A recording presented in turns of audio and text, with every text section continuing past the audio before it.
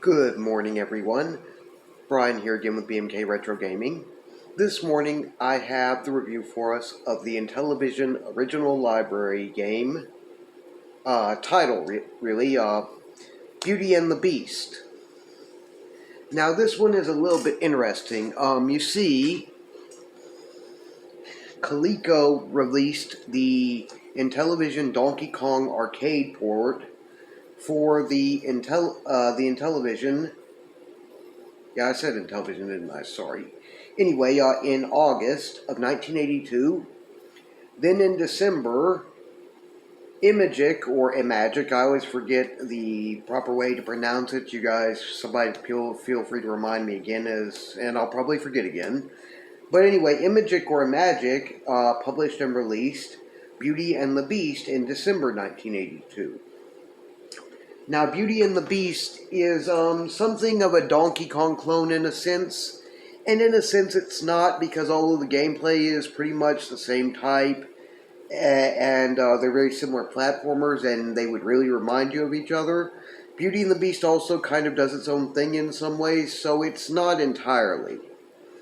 And then again, if we look back at, Imagic or Imagic and Activision, with some exceptions, a lot of their games really were, I wouldn't say necessarily direct clones in most cases, but oftentimes they were imitators of other popular games, such as popular arcade cabinet games and such. And, well, if we consider the imitation is the sincerest form of flattery, like I've said with, homebrew and pro-brew games and some prototypes as well, including some original library games beyond that. There is nothing really wrong with that. You see something's been successful and think you can do your own version, which will be not quite a ripoff or, complete clone, but, just your own take on it, your own version of it. And can use that to get some success for yourself. I can't see anything too wrong with that. Anyway, here I have my loose cartridge, which is what I basically have. I don't have the box or anything. Beauty and the Beast. We can see it's got Imagic or Imagic here. Down here. It's in one of those unique designs that they did, and it's also got here. Let's see, and it does say here that it was, good lord, that is in very, very small print. It says it's in 1982. And we can see that it's got the somewhat very stylized cover label art, cartridge label art. Same thing here for the manual. As far as I know, it doesn't come with overlays or anything. Here we go. We've got the manual and all, and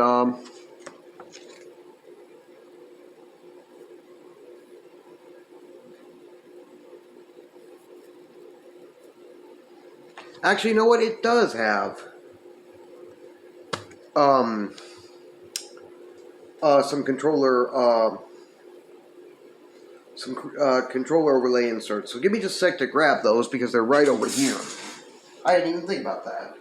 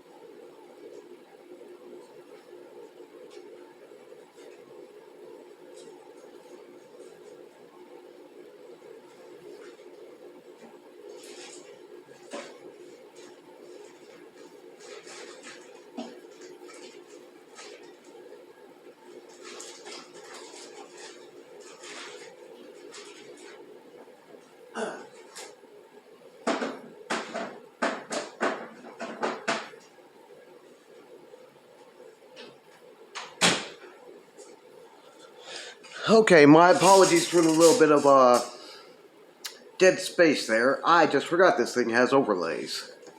For some reason it slipped my mind.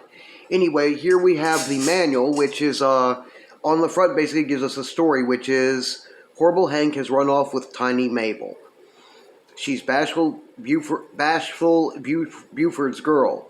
All of Lambville Falls is talking. Now Horrible Hank is a mean one. Eats hot buttered bricks for breakfast. Regular mountain of a man. He uses boulders instead of bowling balls. Carries them with him in his pocket like paper clips. Yeesh. Bowls a strike every time. Small wonder. Yeah, I'd imagine so. That's when Horrible Hank... seems Tiny Mabel finally told him off. Everybody heard. That's when Horrible Hank grabbed her and ran off. Buford may be scrawny, but he's got spunk. He's cornered them up on the old mutton building.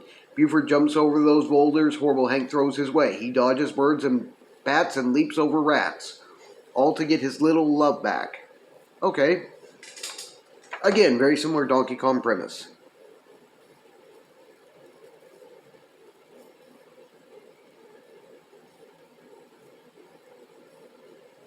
And it continues a bit here.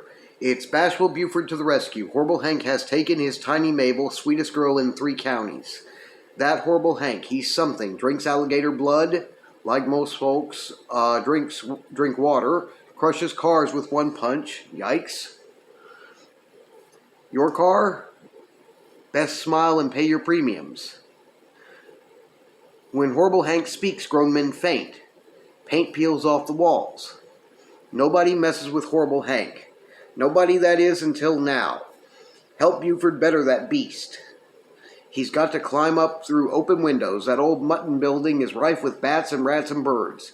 Buford has to leap and lunge out of their way. Horrible Hank throws his boulder balls. Some break. Buford has to beware of being beamed by them. It's just too awful. But he's got to save his Mabel. She sends her heart out to him, sweet thing that she is. When he catches her encouragement, he's a new man. When he absolutely glows for a little while, nothing can stop him. Buford needs all the help you can lend him. Take good care now, you hear? Okay, then it goes over console controls. And, of course, what the overlays are like. Then it goes over game objectives and gameplay. The Climber, telling you more about Buford and everything, which basically, I'll tell you guys as we get in there. Goes over it a bit more here. Tells us about the awkward obstacles that you have to face. Pardon the glare. Have a little bit of a poster page here, which is kind of nice art and all. Yeah, except Buford does look like he'd be something of a monster. Looks like he could stand in for King Kong. And let's see if this is supposed to be Buford down here with glasses and everything. Yeah, guy's bitten off a bit more than he might be able to chew. Then it tells you about her precious love, which is basically her hearts will give you limited invincibility. It tells you a little bit about the mutton building, which part of what it tells you about is how the complete building consists of 11 sections of 4 floors each. And every time you get near him and Tiny Mabel, Bashful Buford and Tiny Mabel, after you climb up, you get 100 points. And let's see. Oh, under her precious love, it tells you about how catching one of Mabel's hearts, besides giving you unlimited, giving you invincibility for a minor few seconds, it's also worth 50 points.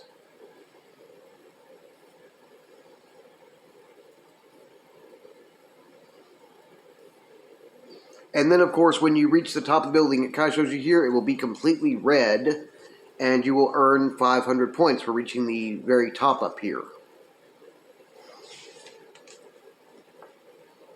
Tells us a little bit more about that here, and then tells us about scoring, which I kind of just went over already, which is catch Tiny Mabel's heart, earn 50 points, while glowing, squash a boulder, stomp a rat, batter a bat, or bop a bird, earn 50 points each for that.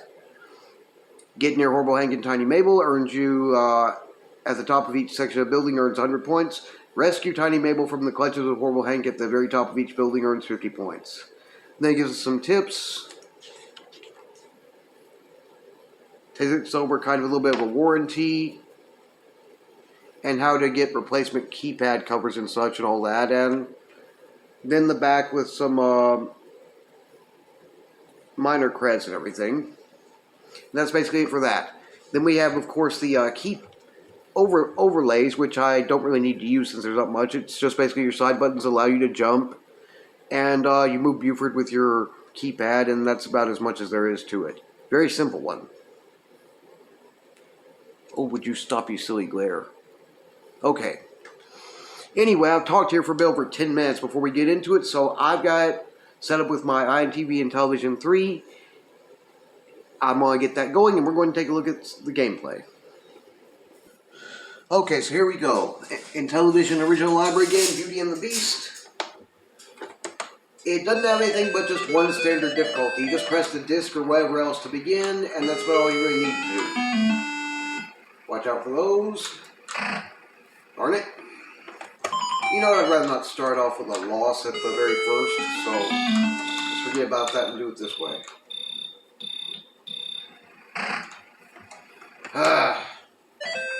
Give me just a second to remember my pattern right. I know there is one gang up there.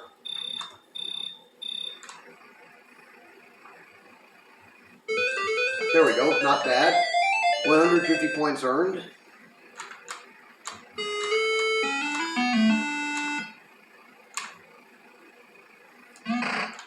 Darn it. Oh, I almost forgot. I guess I must have overlooked in the manuals section or whatever, but every time you manage to do this twice, in other words, pass a level about twice, okay, we'll try again. You earn an extra Buford. You start with 3. 200, okay, that's okay.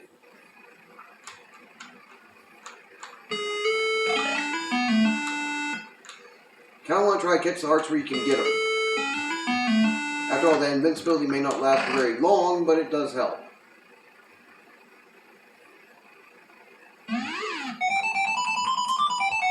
Two left, we're 2 floors up.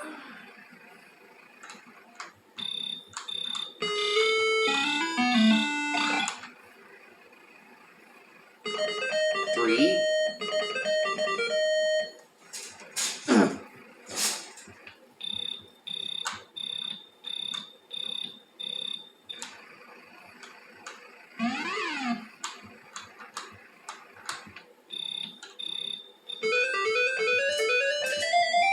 To a degree, you can just try to avoid everything if you want. But the hearts with a little bit of limited invincibility does help a lot. Of course, when I keep squandering them, I'm never going to get there, so...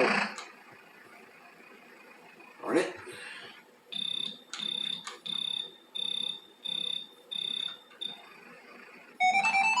There we go.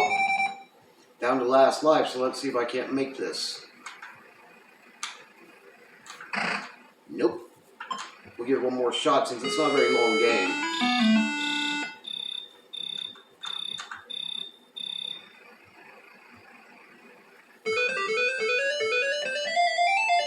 Like many games of this type of platformer type, there is kind of a pattern you have to learn to follow, so bear that in mind.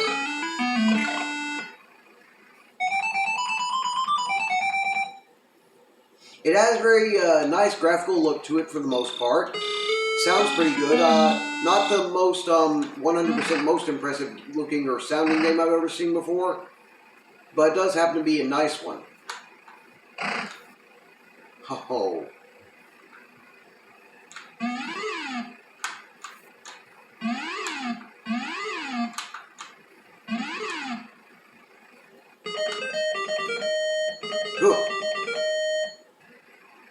See if I can do this without running down my last lives. Maybe.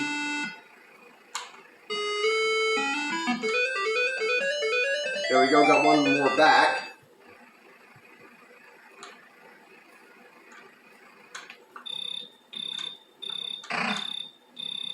Darn it.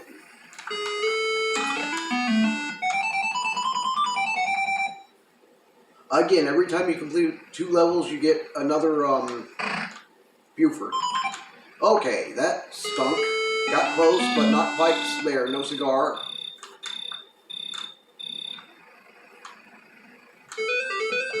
Okay, there we go.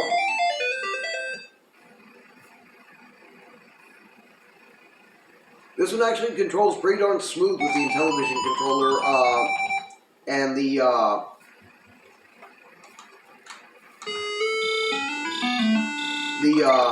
directional disc. It's pretty good for that.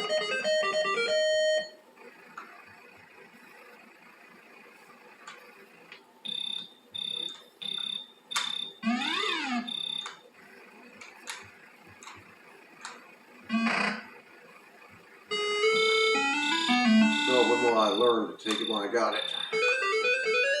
Oh well. Had an extra Buford or so already, so didn't hurt me too much.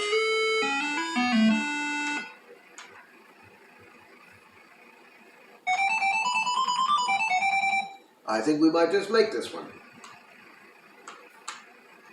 I hope. Silly rat.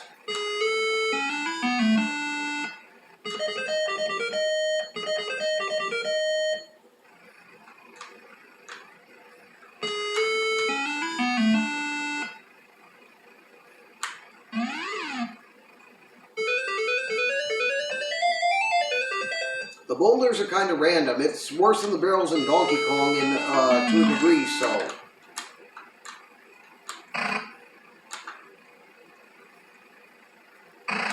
Darn it.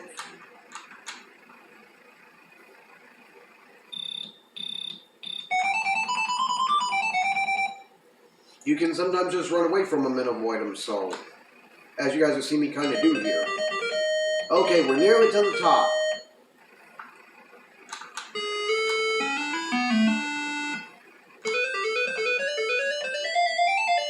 I think we're on the last floor or two.